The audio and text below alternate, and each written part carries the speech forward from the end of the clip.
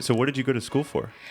Yeah, totally something unrelated. Of course. I'm married, newly married, I have a new baby. What am I going to do? Whew, this is a lot. I might take a little break.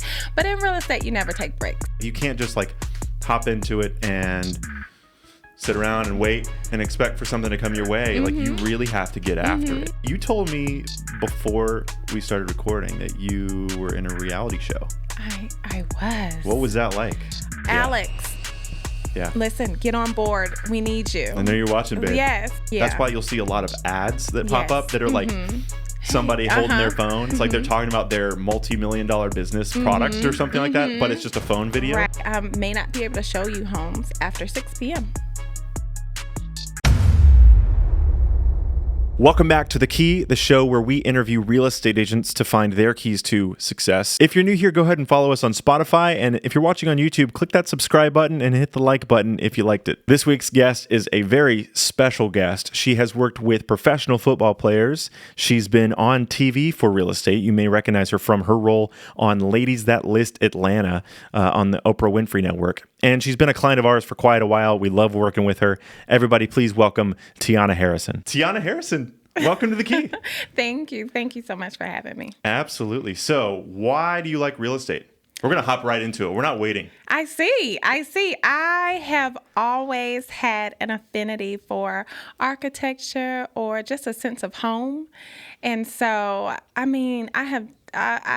when I ride down streets, when I'm in neighborhoods, different communities, I am always just captivated by just the differences in what everything looks like. Yeah, same. And it's always been that way for me. I cannot remember a time, where I haven't said, almost ran into the person. Oh, yeah. Where I'm just taken aback a little bit by, I do the same thing. homes. And so I just love the everything about it, the physical aspect of it, as well as just the sense of everyone needing a place to call home. Yeah. So what did you do before you got into real estate?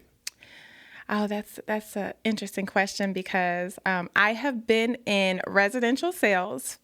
I'm in my 10th year, but before I got into real estate, I was a concierge and a property manager for high-rise condos in Midtown. Oh, okay. Yeah. Prior to that, out of college, I worked with contractors, developers, subcontractors, architects, and I was basically a liaison between. I was a researcher, and I would help them get bids on different private and public projects in the construction industry. So, really, a long time. I think that.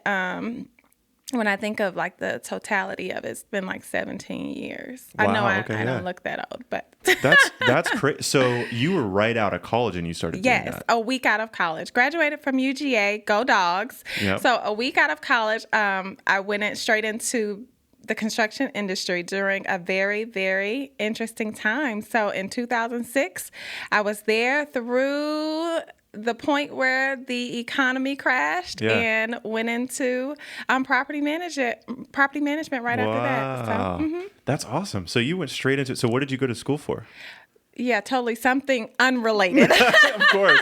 Why is that always the way it is? Yeah, but something totally unrelated to real estate. But I did go to school for sports management. I wanted to become a sports agent or work for the NFL, NBA, MLB, so any sport. Totally related to real estate. Totally right? related. Yeah. But let me tell you how that kind of comes back around full circle. Yeah.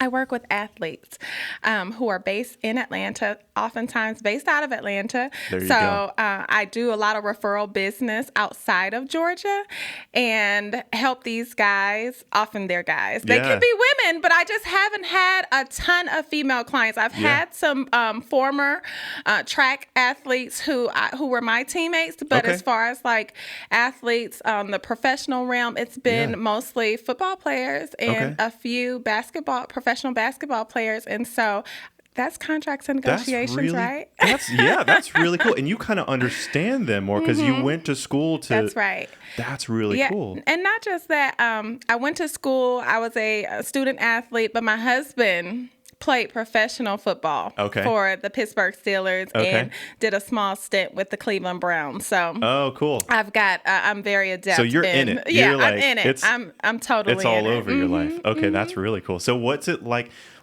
How do you think it's different maybe working with athletes? Are they looking for anything in particular that's different, or what's that like? I think that you have to have a certain level of understanding when it comes to athletes. They have so many demands. There are so many people who they have to kind of vet as far as trusting. Yeah. Oftentimes they come from backgrounds where they're coming into the money. And so you have to be able to navigate that with them, and they have to be able to trust you. Yeah. And for me, when I came into the industry, people often associate my professional relationships with some of my clients being based off of my husband and I in that relationship. But really, I developed a lot of my relationships and my clientele from going to the gym and working out with their wives and girlfriends and wow. Just strictly organic, just like developing these relationships. And they're saying, hey, we're looking for a house in Georgia, or we want to be based out of Georgia. And then me working with these women, a lot of them becoming really, really good friends of mine, working with them, and then doing a good job, praise God, doing a good job, and then their business managers or those sports agencies continuing to refer me. So that's awesome. It's so cool. So you found your niche, and I mean, you found it even in college, really. Right. The crazy thing is, I didn't find it. It found me. A lot of people often say that they want to come into real estate and do luxury, or they want to come into real estate and work with a certain type of buyer or seller. And it's like, that wasn't the case for me. It kind of just fell into it.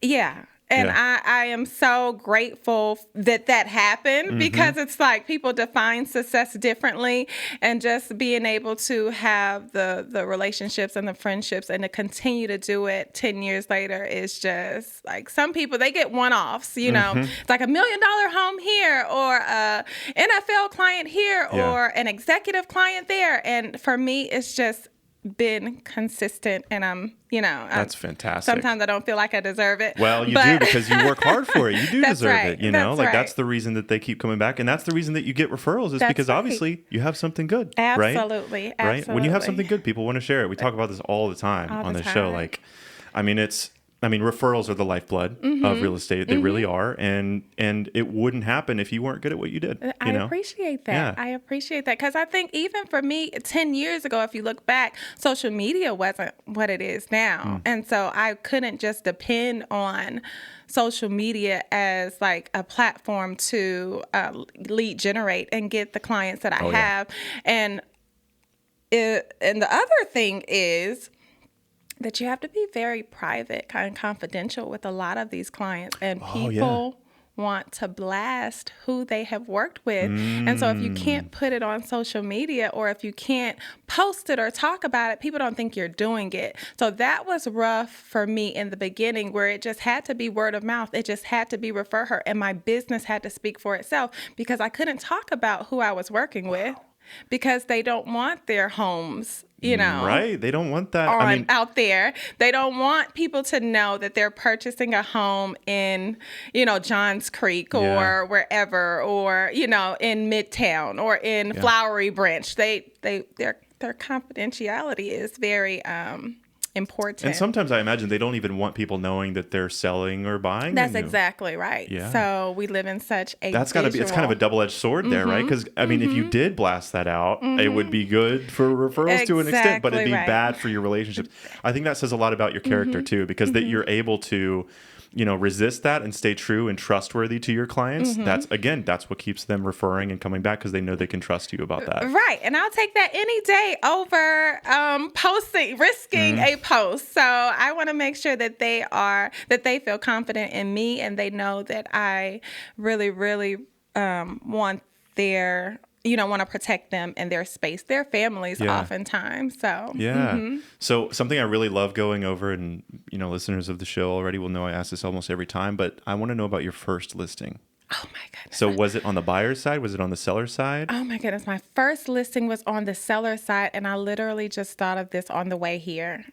It was on the seller's side. I was thinking of beautiful places, quiet communities throughout Georgia. People, always want to talk about the luxury and the country clubs, and not that I don't appreciate that, not that I haven't been there and done that and continue to thrive in those spaces. My first listing was in Kirkwood, close to East Lake Golf Course, and it was this cute little bungalow house. These two investors, which I absolutely adore. The wife is now a real estate agent, and the husband, they have renovated. They flipped several homes throughout the Atlanta area. Amazing clients.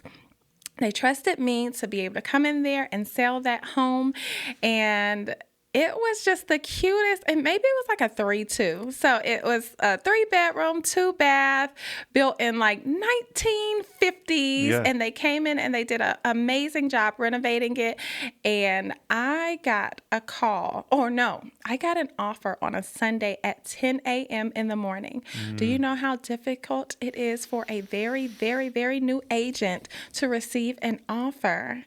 I mean, the buyer's agent, which is selling agent, was ripping me apart in this offer. And I was like, who do I call? Who do I contact? I don't know how to submit a counter. Wow. But I couldn't tell my client that I didn't know how to submit a counter. And there was this guy who was in my office, and I will be forever grateful for him. I called him. He was available. He said, this is where you go. Get the counter form. Make sure you know what it is that you're countering. But she tore me apart on that offer form. She was asking for everything. But so many lessons within that first listing. That made me a greater negotiator. Oh, yeah. Moving forward. Because I'm asking for everything. After that situation, after that scenario happened whatsoever, but it ends up that we successfully closed on that house.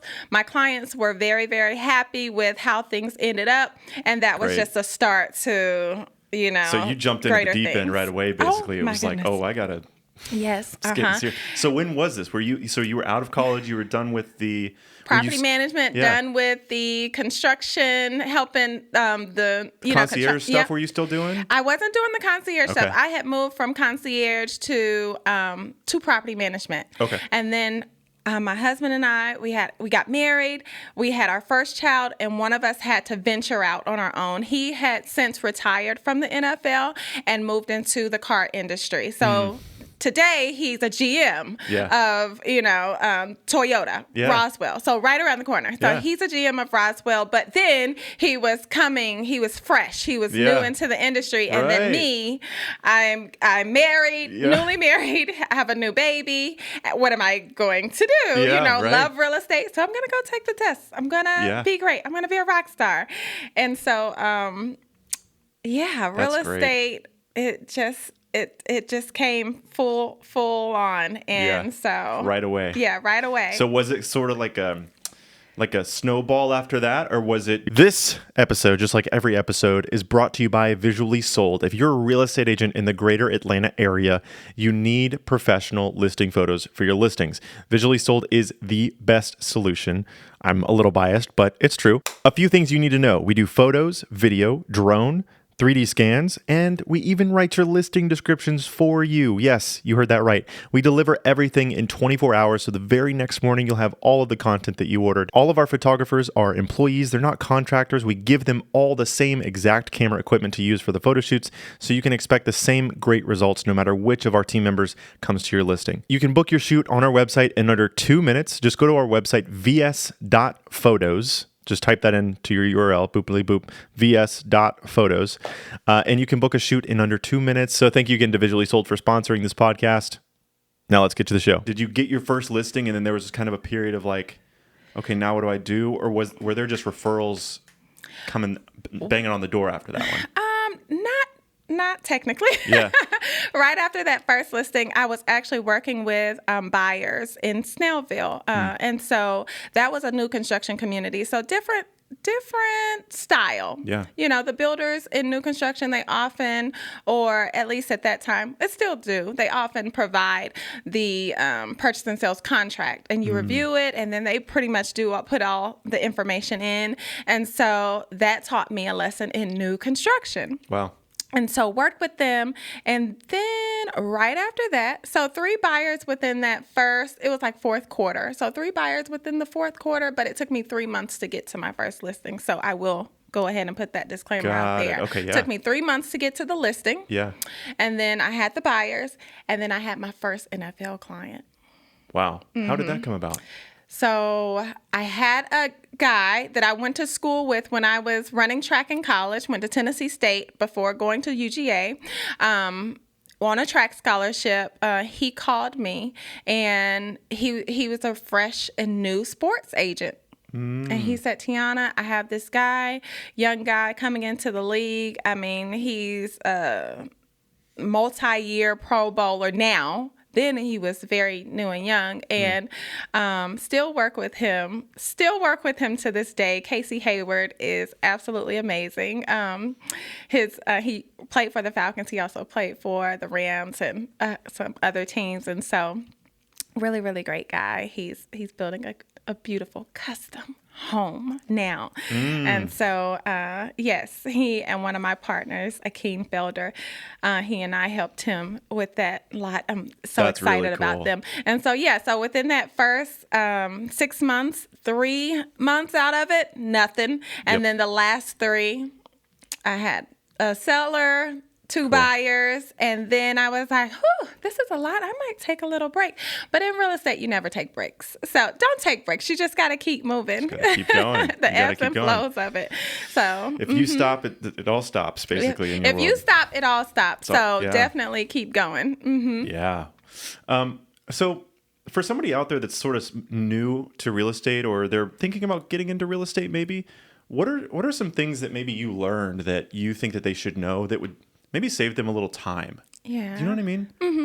So some of the things that I think that newer agents should know coming into the industry is, you know, it's not always about the glitz and the glamour. I know that they see these beautiful photo shoots, these wonderful pictures and homes and videos. Oftentimes people may post other people's listings and things like that. So, You're saying it's not all about what they're seeing other agents doing on Instagram and how they're portraying themselves, which is, I think, so common as we see that sort of glamour portrayed. And so maybe somebody getting into it might expect that. Right. And then it's kind of, is that what you're saying? Where it's like, it kind of just isn't like that. Absolutely. So the expectations can be a little bit higher than what they are. I definitely think that some of the best advice is that what you put in is what you get out. So you have to do the work. So for newer agents, just remember that you have to do the work. You have to do your research. It's not about going to a seminar and just knowing everything right after that. There are books that you must read. There are training that you must do. For sure. You know, there are brokerages that provide that training. There are a lot of great reputable brokerages where those classes and education are the reasons why they are reputable. So I wouldn't say just jump into a boutique brokerage where they don't have those resources for newer agents, because they may expect you to come in there and produce. And the reality is that is not always the case, especially in the unusual markets that we've been seeing over the past few years. What's the word I'm looking for? Like uneven waters, onshore waters. What am I looking for? I know there's a saying there somewhere. But yeah, they kind of get into it, and that's sort of what the brokerage expects of them. That's right.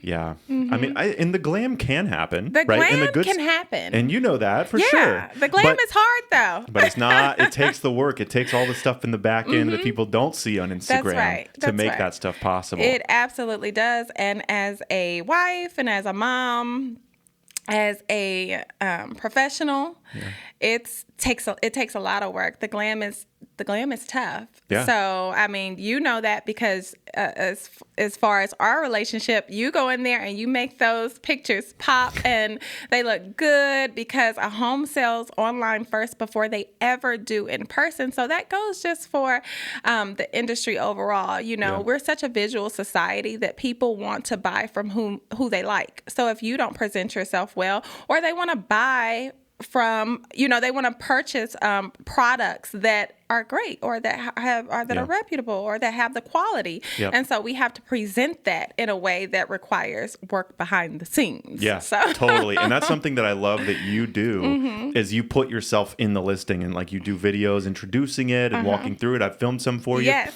I love that. I love when agents do that and they tie themselves to their listing, right? It's not just like, hey, I have a listing. Right. There it is. Because because I think that's super cool because people and other buyers will see like, oh, they're actually taking the time to walk through this, right? That's right. They're really focusing on social media, which is the first showing, that's right. Not necessarily social media, but just online is the first showing. Yeah, that's right. And something I like that you said a second ago is that you get out what you put in. Yeah.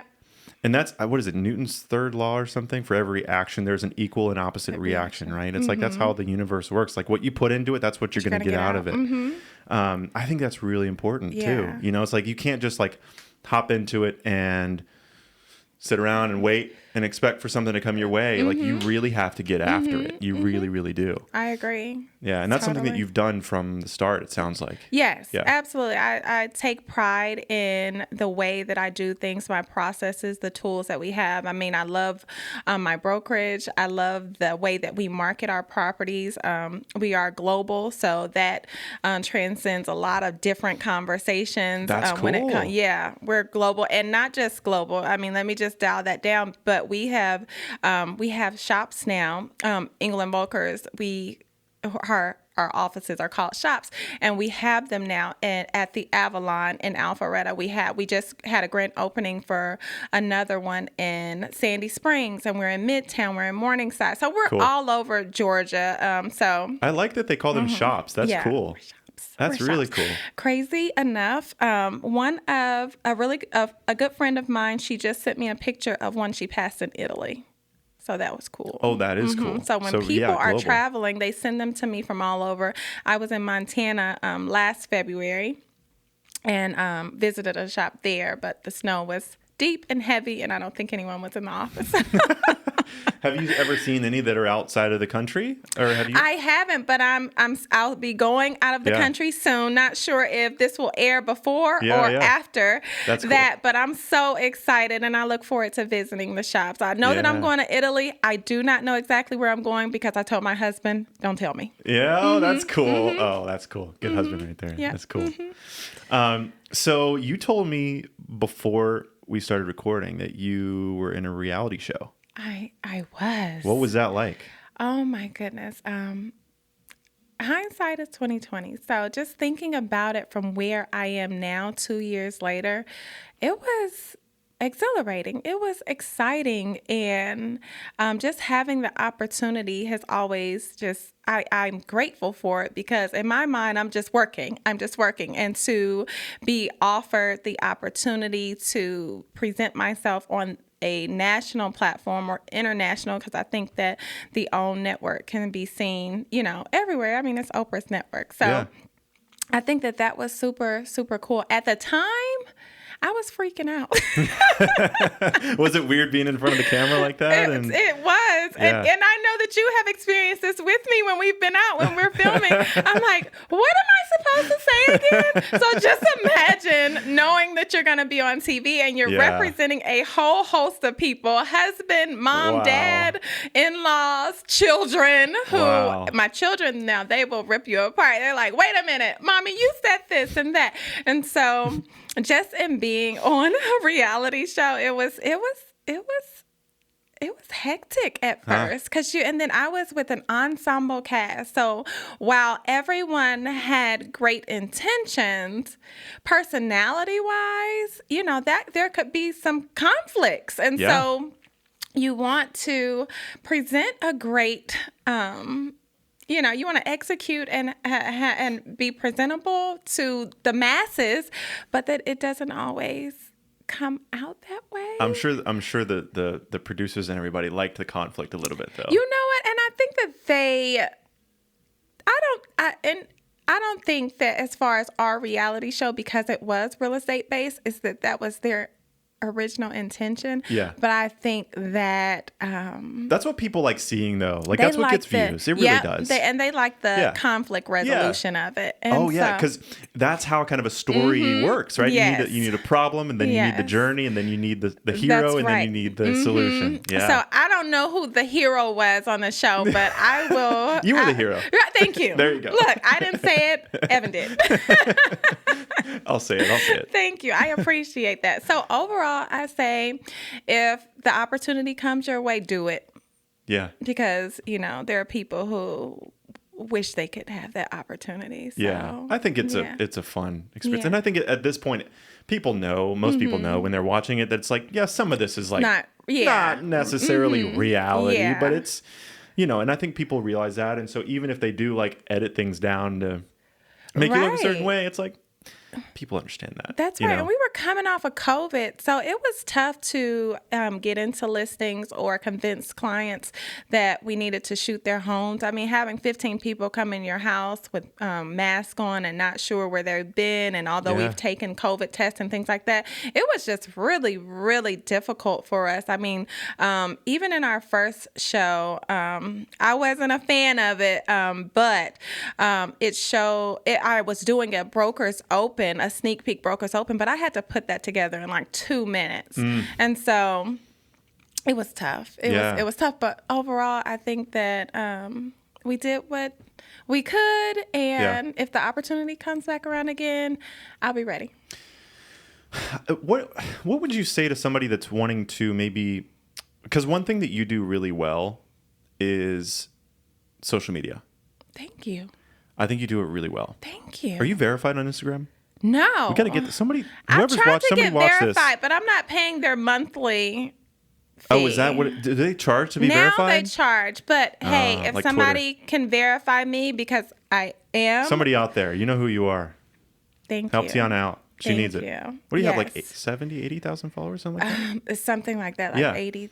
So what are some things that you did to get you there? Like, to somebody that's wanting to grow their Instagram presence, what do you think helps with that? I mean, personally, it was just really about being organic, just really about just being your organic self. I know that the reality show helped so much because then that put me in front of a lot of different audiences. Yeah. And so that was super, super helpful.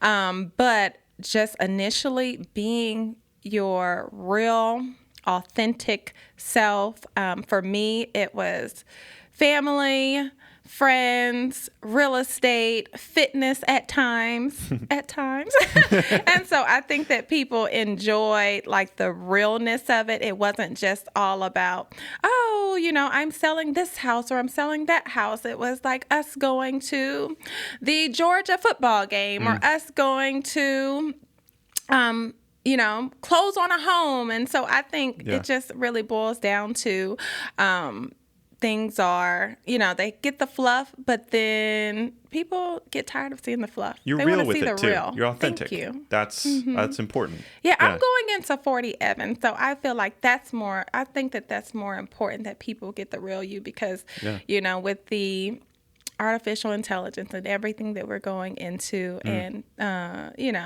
the era that we've been in, it's just good to give somebody a sense of something that they could touch, feel. Yeah, humanity. Yeah. So got to hold on to that that's right. as long as we can, because it's coming for us. It's coming. And the reality is life is already hard enough. I don't think we should make it harder. And people are looking at other people, making comparisons. And I have children. And I don't want them to think that they're their life that they scroll and, get distracted with, also consist of them having to look at the fluff. Yeah. What did your kids think about the show? Were they on it? They watched the first episode. They were on the first episode, and then I couldn't let them. I didn't want them to watch. I mean, it wasn't terrible, but there was some subject matter that I was like, where are we going with this? The storyline was interesting, to say the least, but they enjoyed being famous. Oh yeah. They were like ready for the camera. They're so ready for the camera, and I was the one who was like, no, the camera is making me feel a ways.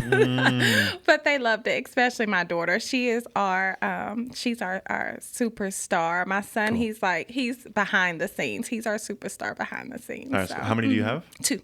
Mm-hmm. And they're how old? They are 8 and 10. 8 and 10. Okay. Fun ages. Yeah. Fun ages, because you take them on vacation and they can run off on the beach and you can sit back and relax. Yeah. But, earlier than that, because you have young one. I have a 13-month-old. Yes, you have a baby. That's fun too. He's the best. He's walking?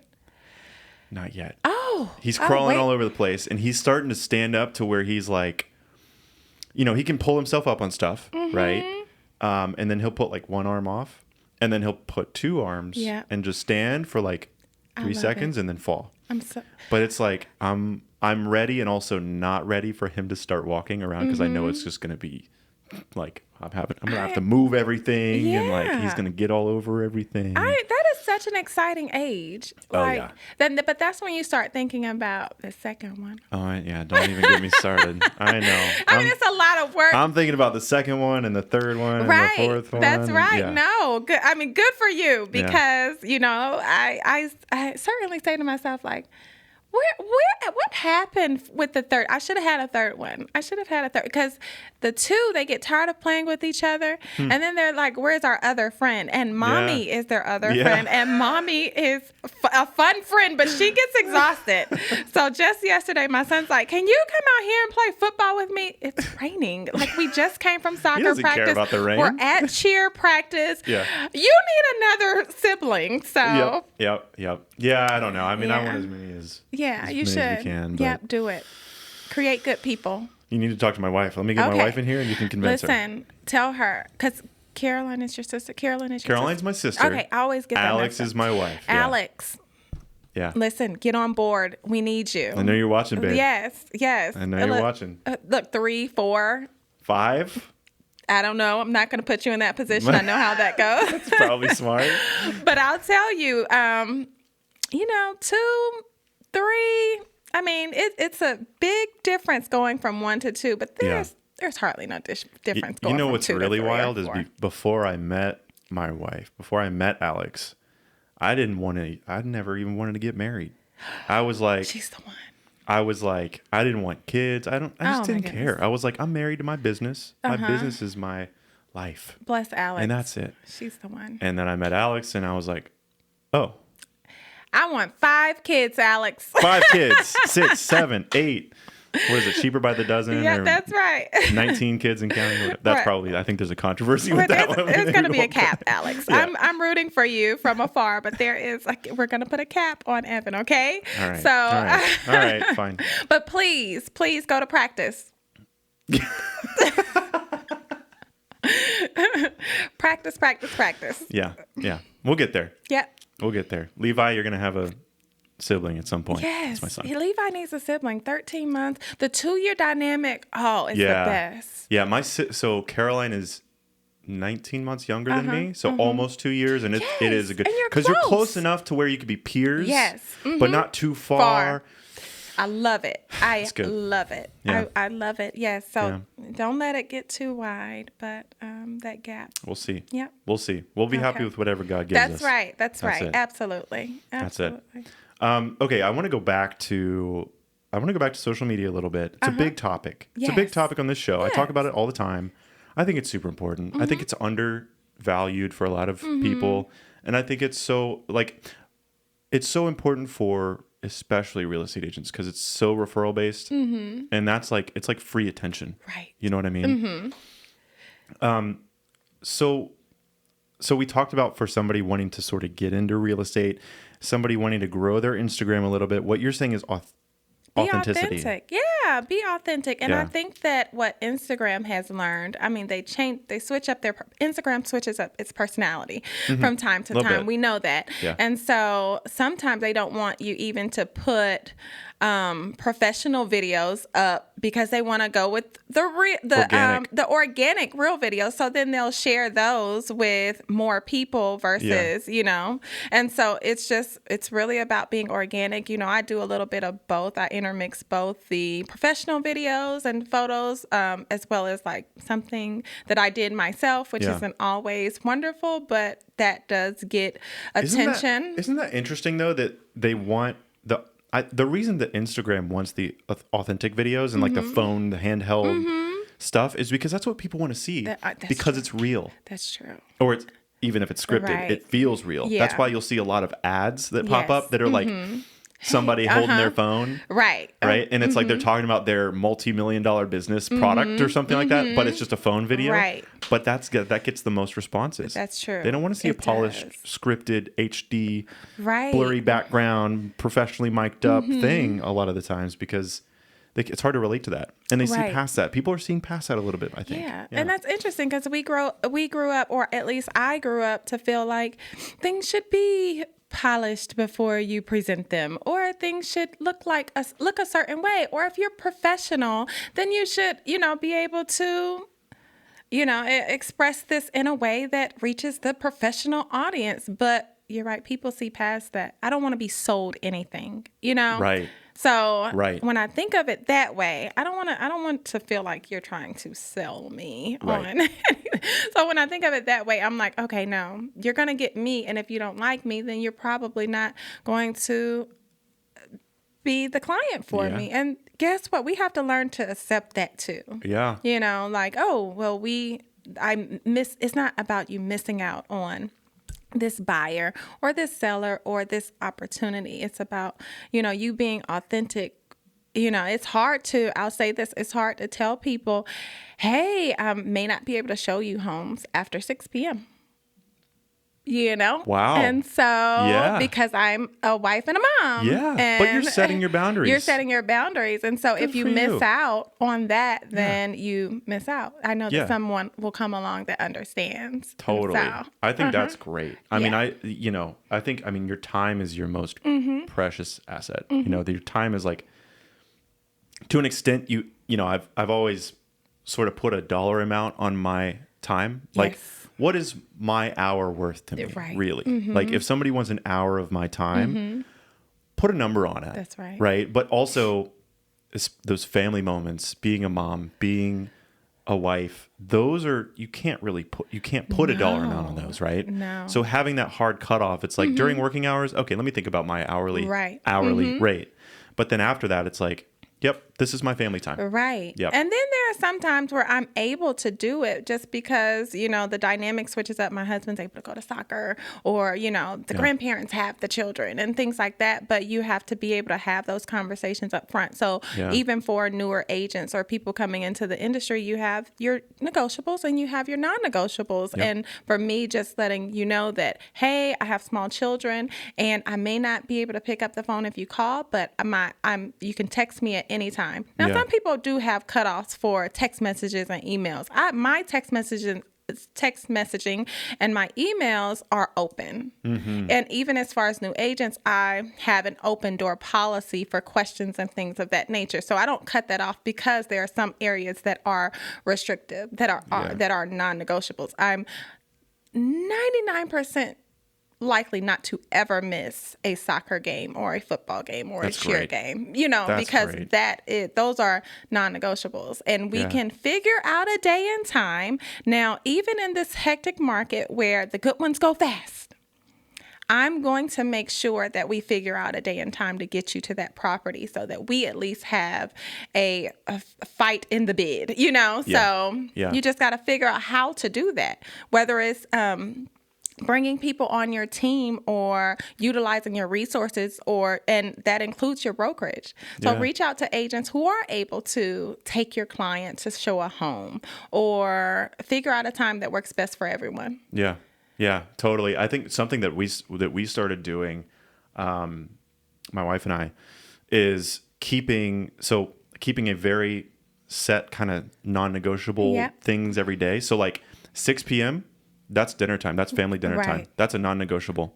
Like no matter what's going on, we're sitting at the table together. We're eating dinner. Yes. That's just something that we're going to do every day. That's good. No matter what. And I think just have a few of those things. It doesn't have to be regimented where like, all right, 6 a.m. we're getting up, 7 a.m. we're doing this, blah, blah, blah. It doesn't have to be crazy. Right. But like have those things that I'm not bending this. Right. I'm keeping this consistent. Like we keep the Sabbath. Right.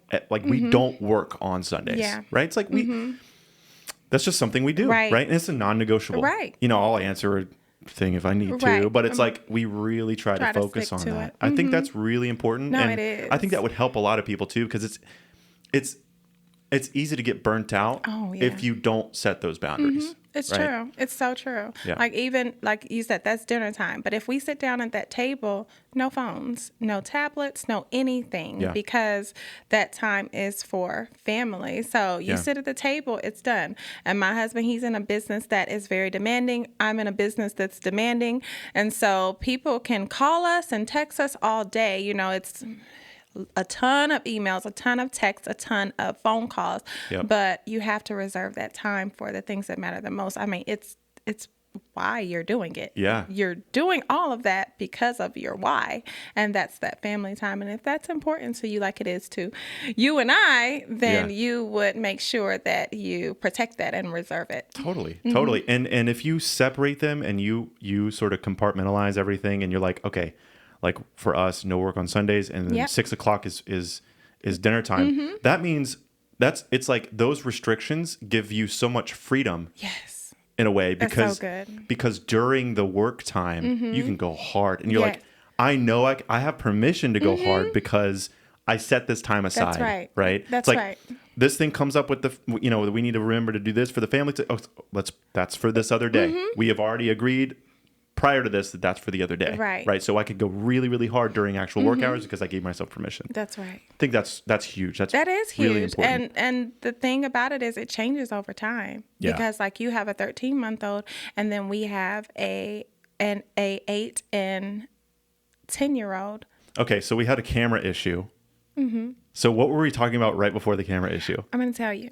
So I was saying that, even with the things that we reserve for our families, that quality time that goes, that's important and vital to us being able to just, feel less consumed with our day to day. That's going to change over time. My children are 8 and 10. Your son is 13 months. So over time, it'll be different because they'll change and their environments. They'll go to school. So then you'll figure out that, okay, I'm going hard, absolutely, just like I was before. But I'm going hard now between 7:30 and whatever the carpool line is. And it'll adapt. Yep, and you'll adapt. Yeah. But the level of effort and the work ethic that goes into it won't change, and you'll get better. And then you'll teach your children to get better. We just got to keep going. We got to keep rocking. We got to just keep I love that. hard, Your kids have a good mom. That's great. Thank you. Okay, so I know that so we talked about your start in real estate. We talked about your first listing. And then you also said that you've done some luxury stuff, some more in the luxury. So how is luxury listings and luxury real estate, how's that different from that 3-bed, 2-bath bungalow that you did in your first? How are or is it different? Is it very similar? There are certain things that stay similar. Quality of service. That's going to be similar. The quality of service, how personal I am with my clients, what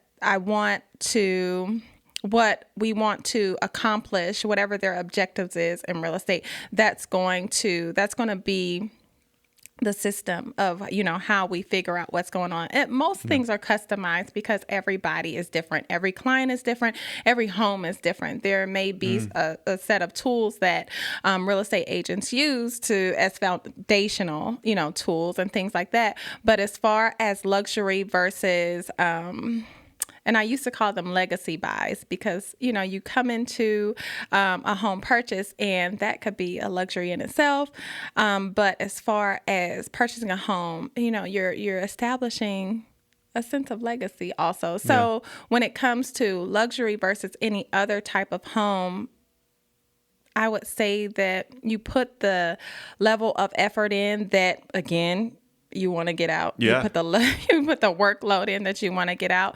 But it is all about, marketing the properties and what that entails. And it can go from as simple as having a flyer and professional photography to something as complex as having a website. Now, do I need a website for majority of my homes? No. But do I need a website for a development that I'm going to represent as a listing? Yes, potentially. So it just really depends on, what that client is looking for, what the market entails, and it just depends. I like that answer a lot. I like where you went with that because I was sort of bifurcating it and saying, luxury is luxury, and what's that like versus not luxury is not luxury. Yeah. And what you're saying is every single one is different depending on the client too. Yeah. So it's not like you're not like, oh, this is a luxury listing, so I'm going to do this. Right. It's just like, what does this client want? That's right. And that's another reason why people keep coming back is because you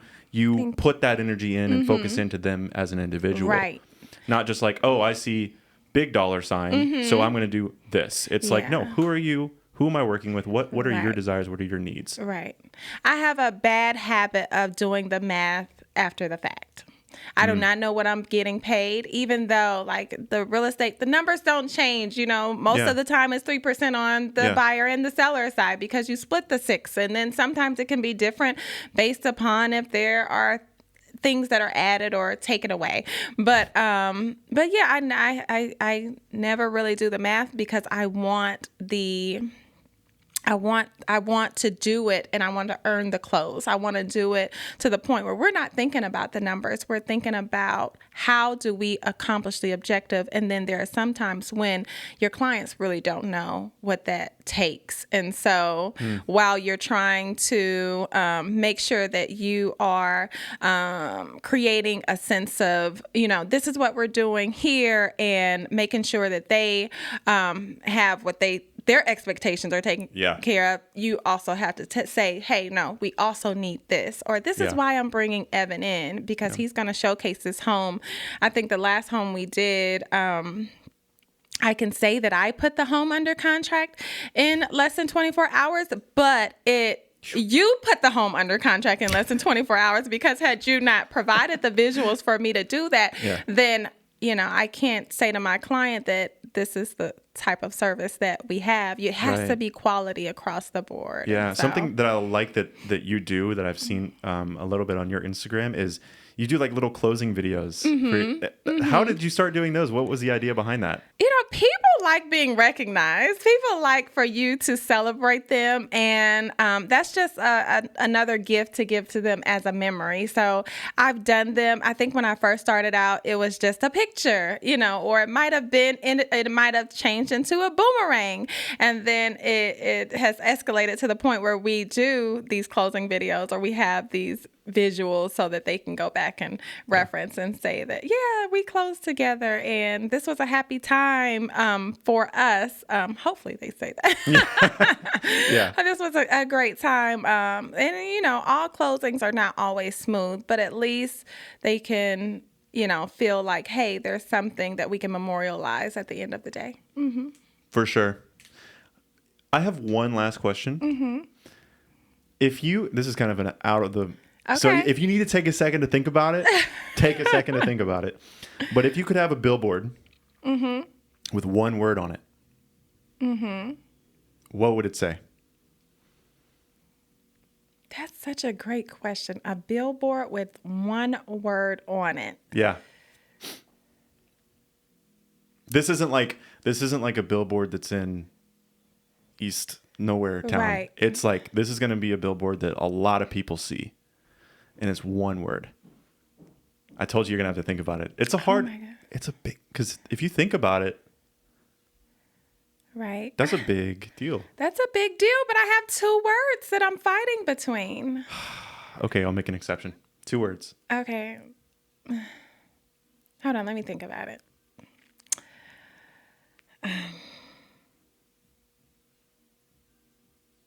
The more I think about it, the more words I'm adding to it. All right. Should we come back to it? No, let's do it. I'm choosing. All right, choose. I'm dialing it down to grace. I think we need That's more. the one. Yeah, I think we need more grace. Yeah. I think that we need to lead with grace in certain situations. I think that we need to respond with grace. I think that we need to walk in grace. And yeah, I'd say grace. I love that. Mm-hmm. That's a great answer. Tiana, thank you so much for coming on the show. That was so fun. We did like an hour. For having me. Oh, look. And I feel like I've only been here 5 minutes. It's like this was 15 fun. minutes maybe in my head. I was like, there's no way. Okay, well, you have to welcome. You have to have me back because we could go on and on. I will have you back. I could just tell. You know, we've been so blessed with the guests because every single one, I'm like, we got to do this again. Yeah. It's too fun. Yeah. It's amazing. Yeah, and I love those. I love the conversation. So, yeah. Rooting for Alex and the 5 kids. Let's go, baby. And appreciate Caroline for. Hey, shout out to Caroline. That's the first Caroline shout out we've gotten. She answers all of my questions, even when she's already answered the question that I had. Caroline's the GOAT. She's the GOAT. She's like, okay, and she responds so immediately. So I appreciate my visually sewed family. Let's go. Let's go. All right. So where can people find you? What's your Instagram? Where do you want people to go? So you can find me at tianaharrison.com, or you can follow me. I'll follow back at Tiana Harrison _Lux Partners. Let's get me verified. Cool. I'll pop it up on the screen here. Let's get you verified. Let's get me verified. And if y'all aren't following Tiana, you should. She's got a lot of great content. You could learn a lot from her. Thank you. Just in general on there. So I appreciate you guys. Highly recommend doing that. So if you or somebody you know wants to be on the show, just go ahead and send us a DM and we'd love to have you on. We want to talk to as many real estate agents as we can. We're going to try to do one of these a week. Yes. And let's grow this show. If you haven't subscribed already on YouTube, make sure you hit that subscribe button. What else? Anything else? No. We're good. We'll see you on the next one. Thank you for watching. Bye.